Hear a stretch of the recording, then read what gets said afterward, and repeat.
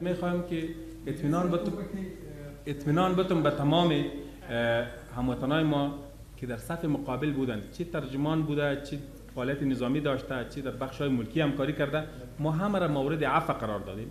نمیخوایم با هیچ کسی برخورد انتقام جویانه داشته باشیم و میخوایم جوانایی که استعداد دارن در اینجا بزرگ شدن، خاک افغانستان خاک خودشان است، این خاک را ترک بکنن یا جای دیگر برن. این را نمیخوایم، هرگز نمیخوایم. این سرمایه ما هستند، باید در کشور بانن. ما از تریبیون شما به تمامشان اطمینان میتیم که عقب خانه آنها یک کسی نمیره که وارد تفتیش بکنه یا از وا سوال بکنه که چرا در افغانستان حمایت کردن یا ترجمه کردن. به هر صورت بازم از تریبیون شما برشان اطمینان میتیم که به خاطرشان هیچ خطری متوجه نیست.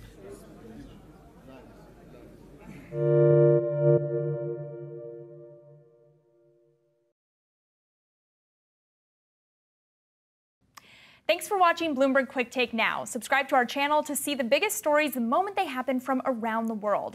And tune into our 24/7 live stream for global news coverage, interviews, deep dives, shows, and documentaries on the stories you care about most.